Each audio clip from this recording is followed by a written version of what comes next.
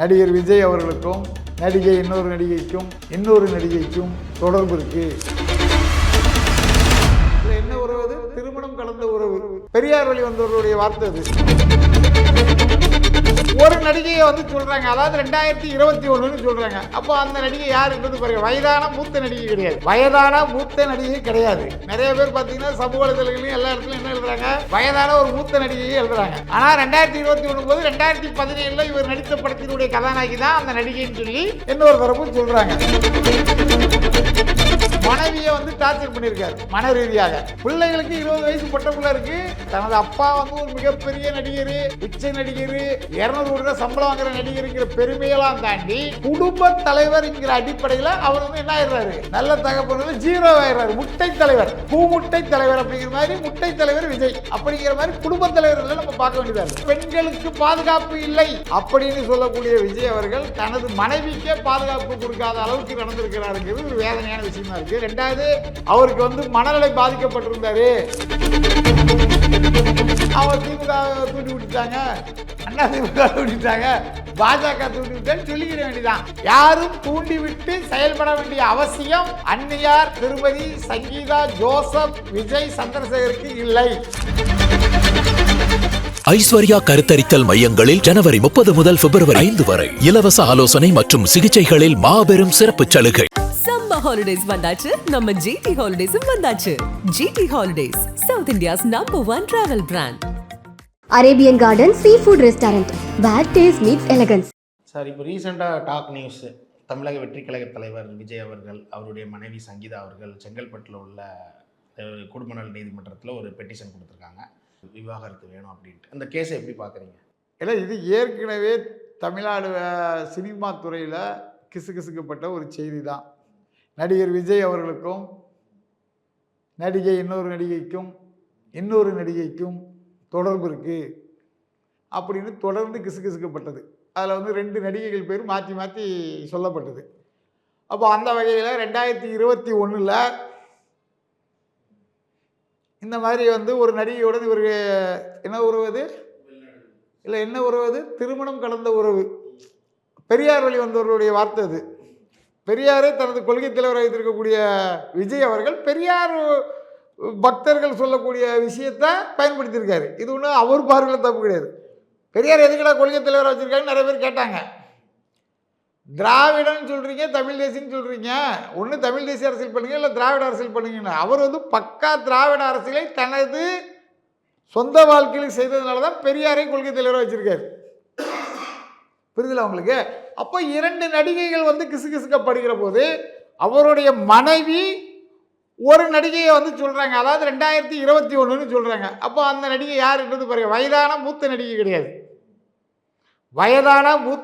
கிடையாது. நிறைய பேர் பார்த்தீங்கன்னா சமூக வலைதளங்களையும் எல்லா இடத்துலையும் என்ன எழுதுறாங்க, வயதான ஒரு மூத்த நடிகையை எழுதுறாங்க. ஆனால் 2021 போது 2017 இவர் நடித்த படத்தினுடைய கதாநாயகி தான் அந்த நடிகைன்னு சொல்லி இன்னொரு தரப்பு சொல்றாங்க. சமூக நலங்கிறது நம்ம அவங்க 2 பேரையும் சொல்லலை. புரியுதா உங்களுக்கு? அப்போ அவங்க பார்வையில் ஒரு நடிகை கூட இவர் திருமணம் கடந்த உறவை வச்சுக்கிட்டு மனைவியை டார்ச்சர் பண்ணியிருக்காரு மன ரீதியாக. பிள்ளைகளுக்கு 20 வயசு பட்ட பிள்ளை இருக்கு, 20 வயசு பையன் இருக்கான். அப்போ இவங்க எல்லாருமே மனதளவில் பாதிக்கப்படுறாங்க. தனது அப்பா ஒரு மிகப்பெரிய நடிகர், உச்ச நடிகர், 200 கோடி சம்பளம் வாங்குற நடிகருங்கிற பெருமையெல்லாம் தாண்டி குடும்ப தலைவர் என்கிற அடிப்படையில் அவர் என்ன ஆயிடுறாரு, நல்ல தகப்பனில் ஜீரோ ஆயிடுறாரு. முட்டை தலைவர், கூமுட்டை தலைவர் அப்படிங்கிற மாதிரி முட்டை தலைவர் விஜய் அப்படிங்கிற மாதிரி குடும்ப தலைவர்களை நம்ம பார்க்க வேண்டியதாக இருக்குது. இதை தாண்டி இது ஒரு குடும்ப சார்ந்த ஒரு விஷயம். இதை நம்ம பெருசாக பேச வேண்டிய அவசியம் இல்லை.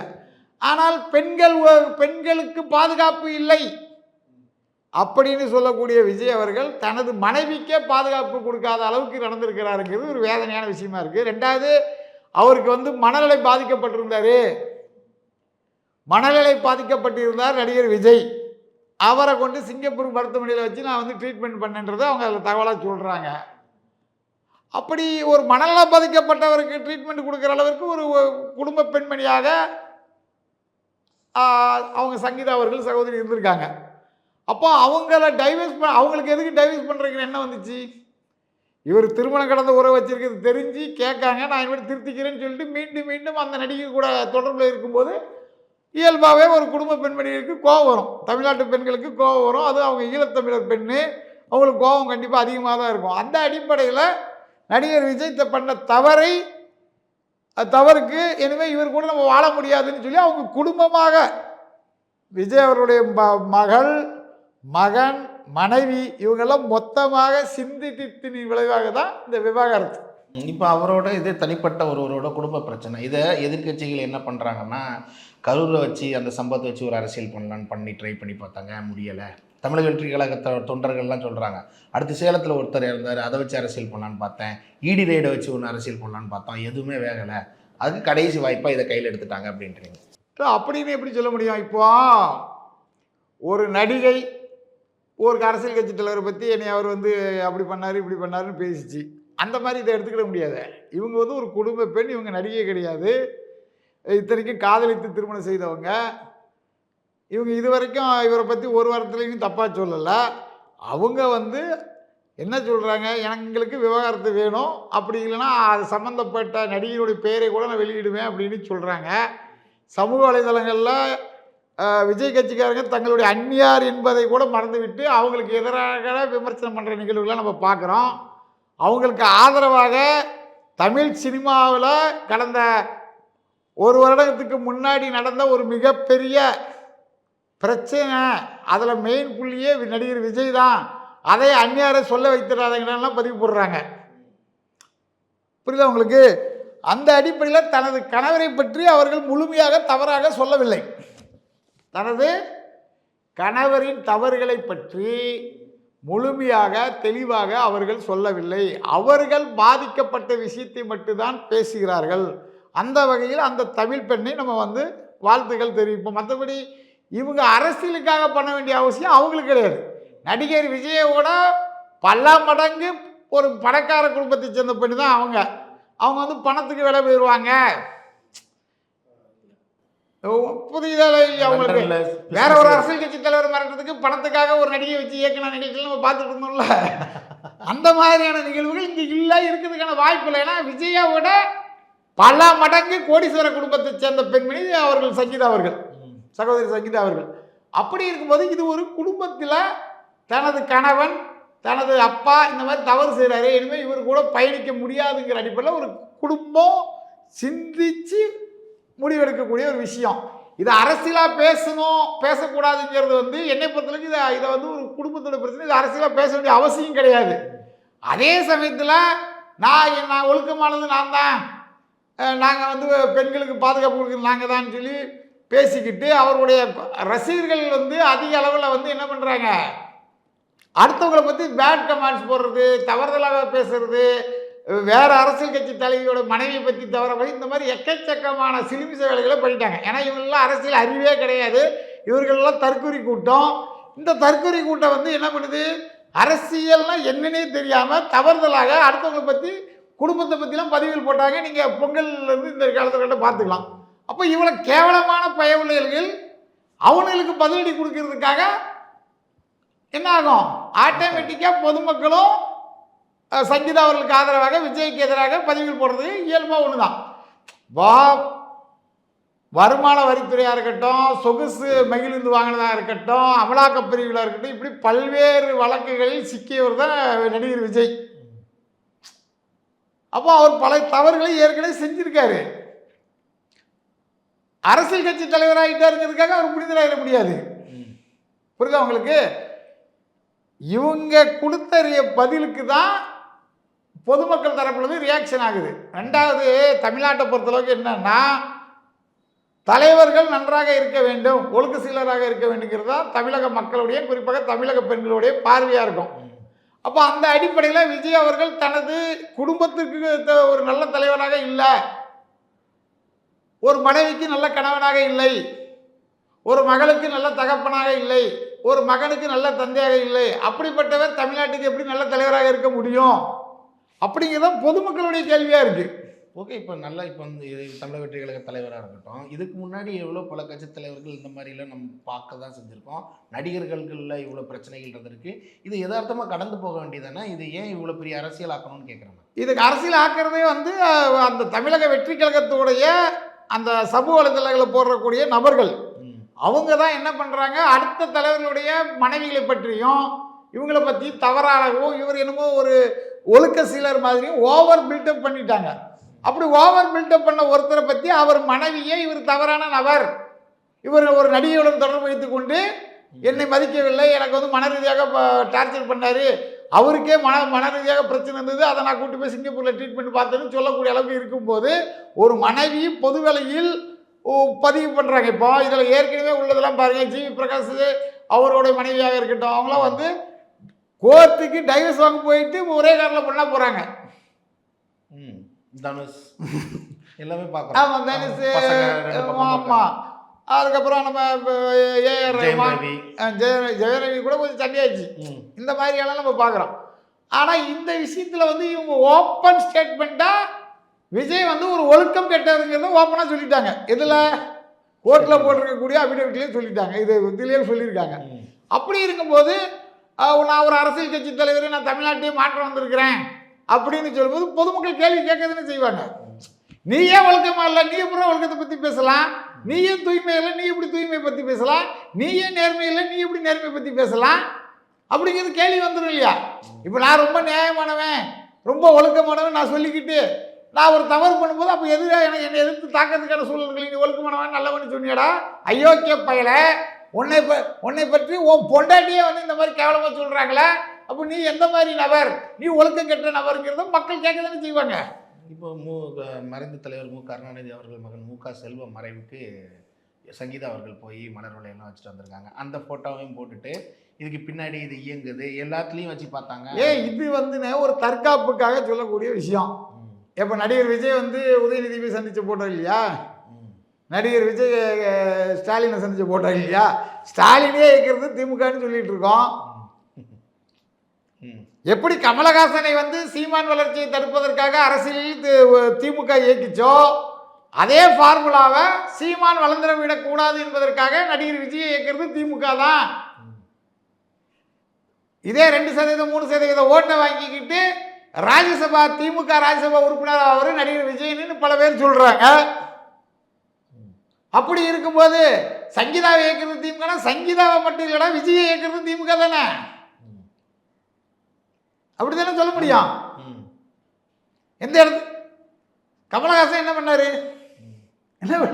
டார்ச்சல் எடுத்துக்கிட்டு வாரிசு அரசியலை எதிர்த்தாரு, திமுகவை கடுமையாக எதிர்த்தாரு, கருணாநிதி கொடுத்த டிவியை டார்ச் லைட்டை வச்சு உடைச்சாரு. ஆனால் உடஞ்சது டார்ச் லைட் உடஞ்சி டார்ச் லைட் எடுத்துகிட்டு போய் அறிவாலய வாசலில் வாட்ச்மேனாக உட்காந்துட்டாரு. அதே மாதிரி தான் விஜய் இருப்பாருன்னு சொல்லி பல பேர் கருத்து சொல்கிறாங்க. அது போக போக தான் நமக்கு தெரியும். இதை கையில் எடுக்கலன்றீங்களா? இந்த விஷயத்தை எதற்காக? இது சாதாரண விஷயம் இல்லை, இதை ஏன் இவ்வளோ பேசு பொருளாகுது? பேசு பொருளாகுதுன்னா அவர் ஒரு உச்சபட்ச நடிகர், தமிழ்நாட்டில் ஒரு அரசியல் கட்சி தலைவர். தமிழ்நாட்டில் எப்போவுமே கிசு கிசுன்னா நம்ம ஆளுங்களுக்கு ரொம்ப பிடிக்கும். அடுத்தவங்க வீட்டில் தவறு நடந்துச்சுன்னா அடுத்தவங்களை சண்டை போட எட்டி பார்க்கறது தமிழர்களுக்கு சுவாரஸ்யமான ஒன்று. அதை பெரிதுபடுத்தும் விதமாக சமூக ஊடகங்களில், சமூக வலைதளங்களில் விஜய்க்கு ஆதரவாகவும் எதிராகவும் பல்வேறு கருத்துக்கள் பகிரப்படுது. ஒரு பப்ளிசிட்டியான ஆள், தமிழ்நாட்டில் ஒரு முக்கியமான நடிகர், மிக உச்ச நடிகர், இதெல்லாம் மாற்றுக்கிறது கிடையாது. அவரை பற்றி இப்படி வரும்போது, அவரது மனைவியை சொல்லும்போது அது ஒரு பேசு பொருளாக தானே செய்யும். ஏன்னா இயல்பாகவே கிசு கிசு அதிகமாக நம்ம வந்து நிறைய கிசு கிசுகளை பார்க்கும்போது சுவாரஸ்யமாக இருக்கும். ஒரு நடிகைக்காக ஒரு அரசியல் வாரிசு பால்டாயில் குடித்தாரு, அந்த செய்தி நம்ம படிச்சிருக்கோம். ஒரு நடிகைக்காக தான் விஜயை வந்து கட்சியை ஆரம்பித்தார் அப்படிங்கிறதையும் நம்ம கிசு கிசுல பார்க்குறோம். இப்படி பல ஏன் திமுக உருவானதே எதனால? திமுக எதனால உருவாச்சு? திராவிட கழகத்தில் இருந்து திமுக உருவானதுக்கு வரலாறு என்ன? அண்ணாதுரை ஆரம்பித்தார். அவன் எதுக்கு ஆரம்பித்தார்? தன்னுடைய தலைவரான பெரியாரோட ஈவேராவிட்டிருந்து அண்ணா எதுக்கு பிரிஞ்சு வந்து கட்சி ஆரம்பித்தார்? எதுக்கு உங்களுக்கு தெரியாதா? மணியம்மை விவகாரம். மணியம்மையை அவங்க தலைவராக இருக்கக்கூடிய ஈவரை கல்யாணம் பண்ணிட்டாரு. அதை எதிர்த்து தான் கட்சி ஆரம்பிக்கிறாங்க. வாரிசு அரசியல் எதிர்த்து தான் கட்சி ஆரம்பிக்கிறாங்க. எந்த வாரிசு அரசியலை எதிர்த்து அண்ணாதுரை கட்சி ஆரம்பித்தாரோ அந்த திமுக இன்று வாரிசு அரசியலில் சிக்கி சீரழிஞ்சு போச்சு. புரியுதா உங்களுக்கு? கருணாநிதி, ஸ்டாலின், உதயநிதி இப்படி வந்து என்ன ஆயிட்டு சிக்கி சின்னாமணமாக போச்சு. அண்ணாதுரை உயிரோடு தான் இந்த வாரிசு அரசியலை பார்த்து சூசைட் பண்ணியிருப்பாரு. ஏன்னா அவரே வாரிசு அரசியல் தான் கட்சி ஆரம்பிக்கிறாரு. புரியுதா உங்களுக்கு? அதனால் இது வந்து அரசியல் ப்ளஸ் வந்து சினிமா ரெண்டுலேயும் பிரபலமான ஒரு நபருடைய குடும்ப விவகாரம். அப்படிங்கும்போது தமிழகத்தில் இது வந்து பேசும் பொருளாக தான் இருக்கும், பேச தான் செய்வாங்க. நம்மளை மாதிரி நடுநிலையர்கள் அதை விரும்பலை. இருந்தாலும் இந்த தற்கொலை கூட்டம் அடுத்த தலைவர்களை பற்றி தவறுதலாக பல்வேறு பதிவுகளை போட்டதுக்கு பதிலடியாக திருப்பி தாக்கும்போது அவங்க திமுக தூண்டி விட்டுட்டாங்க, அண்ணா திமுக தூண்டிட்டாங்க, பாஜக தூண்டி விட்டான்னு சொல்லிக்கிட வேண்டியதான். யாரும் தூண்டிவிட்டு செயல்பட வேண்டிய அவசியம் அன்னியார் திருமதி சங்கீதா ஜோசப் விஜய் சந்திரசேகருக்கு இல்லை. இப்போ இறுதியா இதுக்கு விஜய் அவர்கள் இதுக்கான பதில் எல்லா விஷயமா எடுத்துக்கிட்டோம். கரூர் சம்பவமாக இருக்கட்டும், சேலம் சம்பவம் இருக்கட்டும், அதற்கான ஒரு பதிலே சொல்ல மாட்டேங்கிறாரு. அந்த அமைதி காக்கிறதுக்கான என்ன இது? அவர் பதில் சொல்ல தெரியாதுன்னு எடுத்துக்கலாம். இப்போ நம்ம ஊர் சைடில் வந்து ஒரு பழமொழி சொல்லுவாங்க, குறை குடம் கூத்தாலும் நிறை குடம் தழும்பாது அப்படிம்பாங்க. ஒன்றுமே இல்லாத குடும்பமும் குடும்பம் என்ன தழும்பாது, அதனால ஒன்றுமே இல்லையே. இப்போ அதாவது அரசியல் இது சொந்த இல்லை இல்லை நியாயப்படிக்கு சார் இது ஒரு சின்ன விஷயம். காதலிச்சு திருமணம் பண்ண மனைவி, கருத்து வேறுபாடு, விவாகரத்து கேட்காங்க. இது எங்கள் குடும்ப பிரச்சனை, இதை தயவு செய்து பொது ஊடகங்களில் யாரும் விவாதிக்க வேண்டாம்னு அவர் ஒரு அறிக்கை கொடுத்துருந்தா இது வந்து பிரச்சனை முற்றுப்புள்ளியாக இருக்கும். சங்கீதா அவர்கள் கூட போட்டிருக்காங்க பொது வெளியில் இதை பற்றி பேச வேண்டாம் அப்படின்ட்டு. அந்த அவங்களுக்கு இருக்கிற அறிவு யாருக்கு இல்லை? யாருக்கு இல்லை? தமிழக வெற்றி கழக தலைவருக்கு இல்லைன்றத வருத்தமான வேதனையான விஷயம். தனது குடும்பத்தை பற்றி தன்னை பற்றி தவறுதலாக பொதுவெளியில் விவாதிப்பதை அவர் வந்து ஒரு முற்றுப்புள்ளி வச்சிருக்கணும். முதல்ல அவங்க கட்சி தொண்டர்களுக்கு சொல்லியிருக்கணும்.